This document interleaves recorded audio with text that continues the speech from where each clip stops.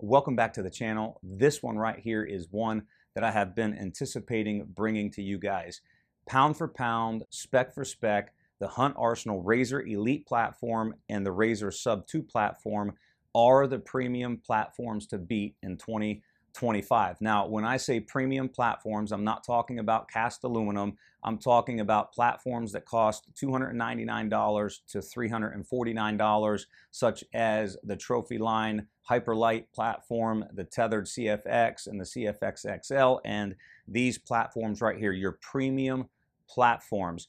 Again, pound for pound and spec for spec, you will not get better than what you can get right here with the Hunt Arsenal RZR Elite and the Sub 2 platform. So what I decided to do was this. I opened up all of the saddle hunting companies and I looked at every platform that there was that the saddle hunting companies were offering. And again, I'm talking here in premium build platforms, so your upper end materials, not cast aluminum. And when I went through all of them, there really wasn't that many out there. You have, from what I understand, you have the Hunt Arsenal, and then you have the Trophy Line Hyperlight platform, and then the closest that would compare comes from Tethered, which is the CFX, and the CFX XL, which is their carbon platforms. All of these platforms go from $299 to $349. And essentially what I did was just pull up all of these platforms, even all of the cast aluminum platforms, and I just started looking at the dimensions and the weights of those platforms. And what I have found is the closest platforms that can compare to this Sub 2 from Hunt Arsenal is the Trophy Line Hyperlight platform. The Trophy Line Hyperlight platform comes in at 2.1 pounds without the attachment method. When I put the Sub 2 on my scale, which is nothing special, it comes in without the attachment method right at 2 pounds. When I throw the attachment method on top of it, it comes right up to 2 pounds and 1 ounce. And so basically it still beats out that Hyperlight platform from Trophy Line. And the other thing that I would compare in a premium way to the Hyperlight is the Sub 2 folds down to less than an inch. I got on my measuring tape, I got 7/8 of an inch. They call it right at 1 inch. They're the only platforms that can do that.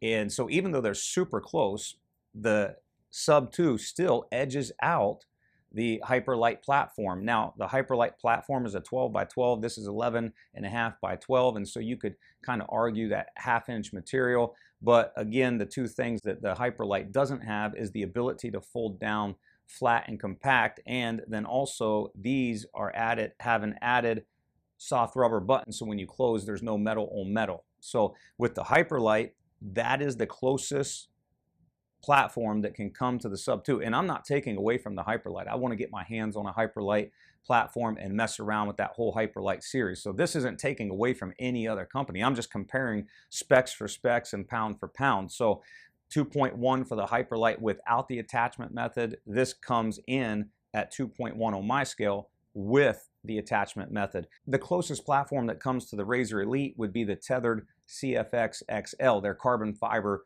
platform. And the carbon fiber platform is 2 inches wider, but it's an inch less in depth. And without a rope attachment, it comes in at 3.25 pounds. So you're already heavier in that regards. One might argue that the extra inch might make up the difference. When you're talking carbon, I highly doubt that. The RZR Elite on my scale came in at 2 pounds and 9 ounces without the rope attachment. With the rope attachment, it was 2 pounds, 10.9 ounces. And you can see that right here in some of this B-roll. So again, with or without the rope attachment, the RZR Elite is the platform to beat, pound for pound and spec for spec. Now, the other thing I would compare in regards to the Hyperlight and also the tethered offerings is this is a premium platform. And built into this platform, you have the built-in MOLLE attachment right here on both of these platforms. Also, you have a little rubber dampener built in so that when you close this, there's no metal on metal contact. And so comparing feature-packed plus the weight ratio of the size of the platform, you cannot beat the Hunt Arsenal Elite and the Sub 2 platforms in 2025. Both of these platforms are machined out of 7075 T3 aluminum, and I will point out that there is not another platform out there that looks as sharp as these two platforms do. The machining on these, the edges, the crispness, it is top notch, and everybody that I have seen handle these, and even my friends that have been able to look at these, they have been absolutely impressed with the profile of these, the machining of them. They are just top notch in that regard. Definitely the Cadillac of saddle hunting platforms. Also, both of these fold down to that 1-inch profile, making them the flattest folding platform on the market. They both have the same aggressive teeth. There's not another platform that has the same aggressive bite as these two platforms do. The only other platform that I know of that kind of has that same aggressive bite would be my Wild Edge Battle Axe, and here you can kind of see the similarities and even the differences on the sizes of these teeth. Both of these have a foldable top bracket for packability. I'm not sure who the first was to do this. It was either the Wild Edge Battle Axe or the original RZR mag that brought this to the market first, but both of these still have the top bracket that fold down so that it fits right into the foot box of the platform itself. They both have traction grips machined right into them, and also a deep V-cut in the sides, which provides extra foot placement when navigating the stand. But not only that, it's also a place that you wrap your rope around whenever you're packing in and out. They both come with the 4mm 7-foot long DuraBraid rope with a keeper on the end of it. They also have the rope lock cleat that helps you to secure the platform to the tree in an easy, efficient, and safe way. On the back of the RZR Elite and the Sub 2, you will see that both of them have the built-in MOLLE attachment point. And when Hunt Arsenal first brought this to the market, I thought to myself, why did it take so long for somebody to build something like that? It's so simple, but yet impactful. And I just shook my head when I first saw it, and I was like, that's genius. They were the first ones to do it, and so hats off to them for thinking outside of the box and bringing something like that to the market. Actually, there's other platforms and companies that started doing exactly the same thing. On the bottom of the RZR Elite and the Sub 2, you will have an adjustment knob so that you can change the pitch of your platform, adjusting it either up or down or level. Now, I do want to say this, that this style at the very bottom of the post is not easily accessible as some of the other platforms that I have, where I can use my foot or I can just reach down with my hand and adjust the platform. But having said that, I will say this, that I don't know if there's ever a time that I had to readjust the angle of my platform when I have been up at hunting height. And so whether that's a big deal to you or not, either way, you can adjust the pitch of this platform up or down by the leveling knob on the bottom of both of these platforms. This is the first year that Hunt Arsenal has introduced a tapered front edge to their platforms, and I think that it's a perfect taper on the edge. We first saw this in the hunting industry, or the saddle hunting industry, with the Out on the Limb Scout. That was the first platform that introduced a beveled angle, and then later on after that, we saw Cruiser come out with the Seeker, and that had a front tapered edge. Now pretty much most of the companies are offering that front beveled edge for just foot comfort and the leaning position, and this is the first year that both of these platforms have a front tapered edge for the convenience and the comfort of leaning. Lastly, I'll point out, in regards to a premium platform, premium offering, and a premium price, is they've added a small detail, and that is they added a rubber bumper or a dampener to the post of this platform, so that when you close it into transport mode, you don't have to worry about metal on metal contact. Now, that's a benefit, because for me personally, when I pay $329 or $349, I want my platform to be premium and I want it to be feature packed.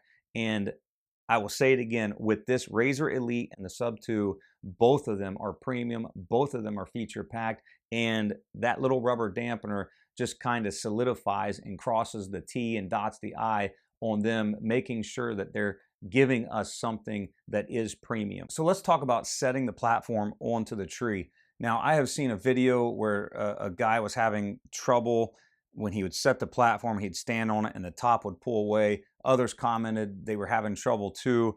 And I want to kind of show you the right way to do that here in this video, because when you set this properly, it's not going anywhere. This bites as well as any other platform, if not better than any other platform that I have used, maybe with the exception of this Wild Edge battle axe that I have showed some B-roll of it. That cams over just like this one does. And so both of these platforms bite extremely well. So when you go to set this platform, essentially you're gonna obviously wrap your rope around. Now with the cinch lock right here, I'll bring you over here to this side. The top folding bracket is folded down, or folded in the packing position. I'm going to come around. Now make sure that's tight. Obviously, you come around. You go to the manual and do it the manual way. This is the way that I have been doing it. Is I'll come around the first time. I'll make sure that that's tight. It doesn't have to be crazy tight. I'll go over the top. I'll come back around, and I'll make a figure 8. So I'll go. Let's try that again. I'll go over the top. I'll come around, and then I'll go back over the top, and so that's a clean figure 8 right here. And then from there I'll come under the bottom and I'll just lock it in, and then I'll finish it off at the top real quick. It's simple, it's easy, and I'm not worried about it going anywhere. I've messed around with this outside plenty of times. Now here's where it takes just a little bit more effort than when you cam over, just say like my X-Wing or my Predator platform. When you take this top bracket, and you can't just fold it over like that now, you have to lift up the bottom, and while you lift up the bottom, you're able to then lock this top in place, just like that. When that top's in, go ahead, push down if you can, and from there, I push down a little bit from there, make sure my rope's out of the way.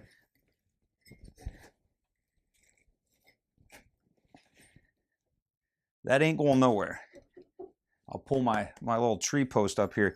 But again, that's what you do. That is as solid as all get out. Let me show you that again, but I'll give you another tip to make it even tighter. So the first time I just showed you, I kept this platform level.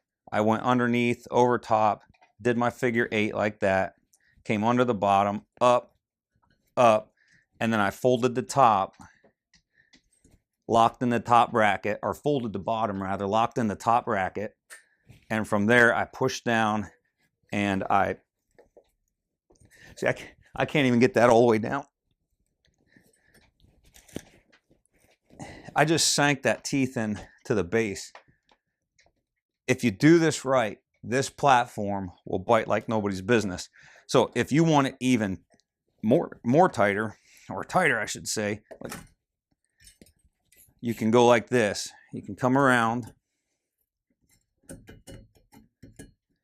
Instead of having your platform completely flat, go ahead and lift it up at a small angle. Do the same thing. I'll do my figure 8. Come up, come down, and because I had that at an angle, it's going to be even tighter. So I want to lock it.